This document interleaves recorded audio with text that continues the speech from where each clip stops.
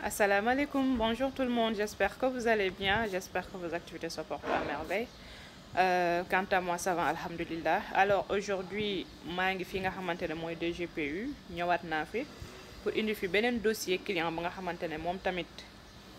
il a été victime de son ignorance comme ay sénégalais yu bari nga xamantene tay xamaguñu les tenants et les aboutissants du pôle. Déjà, comme mon fi, c'est un étranger, il a acheté au Sénégal 600 mètres carrés, Banoba, plus précisément à Kër Mamnar, fofu la jënd année bi la ko jënd mais xamul woon ne foofu pôle dafa war a jaar après mu dugal ses papiers au niveau de la mairie et tout bi mu demee di gëstuwaat kayit yi ci lañ ko wax ne foofu noonu duñ fa délibéré parce que pôle urbain dafa war a jaar. ba pare moom terrain bi foofu fi mu nekk ci biir titre foncier état bi la c'est-à-dire titre foncier 14043 bi nga xamante ne wax naa ko ci suñu vidéo bi passé nga xamante ne moo couvrir presque zone pôle bi yëpp benn bi mooy titre foncier 14043 concerne presque tous les villages du lac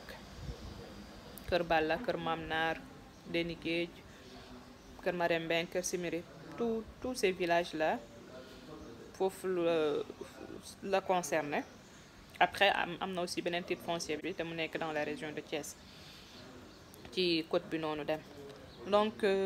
vidéo bi passé dégg nañ commentaire yi bon beaucoup n'ont pas compris le sens de la vidéo. J'attaque personne, j'attaque surtout pas sénégalais lambda yi nga xamante ne ñoo jënd seen terrain awma ci benn intérêt di attaquer qui que ce soit. Pourtant dès l'entame de la vidéo nee naa vidéo bi j'avertis, je conseille et j'informe. Maintenant ku bëgg a dégg di nga dégg ku bëggu dégg nag nga xamante ne tamit def nañ suñu devoir. C'est écœurant gis benn sénégalais ba nga xamante ne tey dafa liggéey ay at dajale dem jëndi terrain xalaat ci avenir am ak avenir u njabootam suba mu nekk ci ay problème man loolu mënuma ko seetaan. Lorsque j'ai su pour le projet du pôle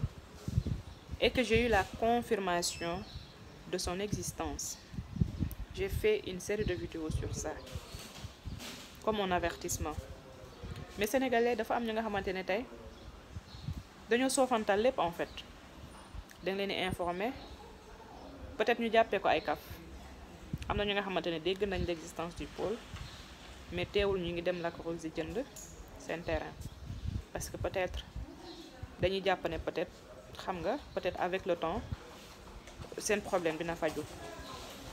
alors que l'État kenn du xeex ak moom d'autant plus que titré na ko à son nom.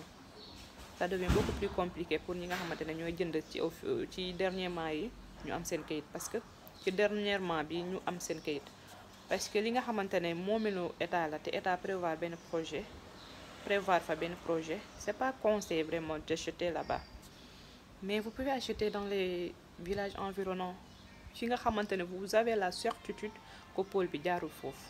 ngeen jënd foofu vous allez bénéficier de tous les avantages du pôle alors que vous n'êtes pas dans le pôle. Là vous n'aurez aucun problème pour avoir votre papier. Donc mon client là il a acheté 600 mètres carrés là-bas. J'ai énormément de clients nga xamante ne ñoo ngi ci problème boobu 600 mètres carrés c'est des millions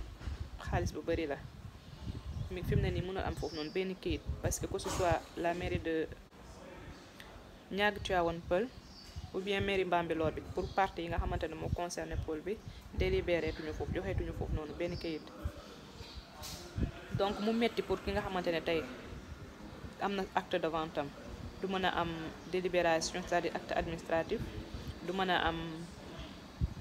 tey du mën a am bail du fa mën a am titre foncier du fa mën a am sa autorisation de construire mu nekk lu métti lu nga xamante ne tey on sait jamais suba Descos ñëw gis foofu noonu terrain bi nga xamante ne amul benn kayit mu toj sa tabax mu nekk ay pertes colossales yoo nga xamante ne on peut l'éviter.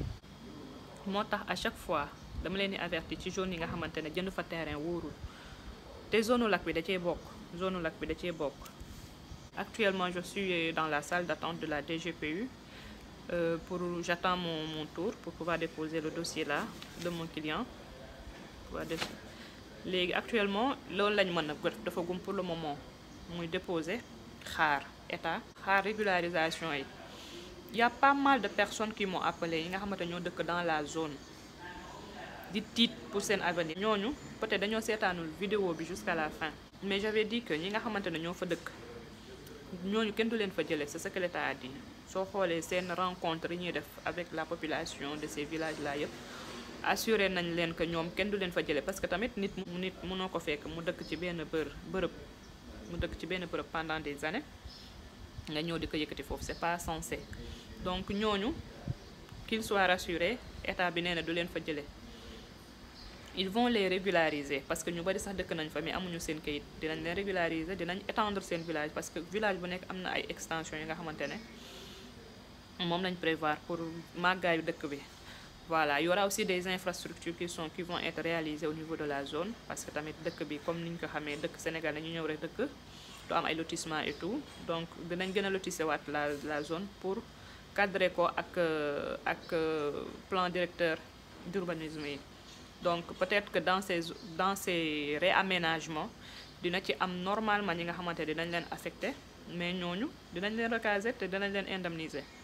voilà donc yéen ñi nga xamante ne yéen a am terrain ci zone yooyu ci village yi nga xamante ne lim naa ko ci suñu vidéo bi passé ñu leen di ñaan ngeen dem déglu ko rapprochez-vous de la DGPU jëm leen a wut seen papier yi ngeen jot a am ngeen def seen demande de régularisation adressé ko à monsieur Diène Farba Sarr parce que moom mooy délégué général des pôles urbains bu ko defee ngeen ñëw déposer ko après ngeen xaar seen dossier xaar lan la état décidé instant yi loolu ngeen mën a def parce que sinon les mairies ne délibèrent pas te soo leen fa demee sax doo leen am benn information donc information bi fii la ci DGPU foofu laa nekk nii. je dépose après di suivre dossier bi nag suivant l'évolution du projet. loolu laa waxoon ne dina leen ko indil tey. En attendant d'autres informations au niveau de la chaîne, je vous prie de vous abonner et d'activer la petite cloche de notification pour ne rater aucune de nos vidéos. Merci et à la prochaine.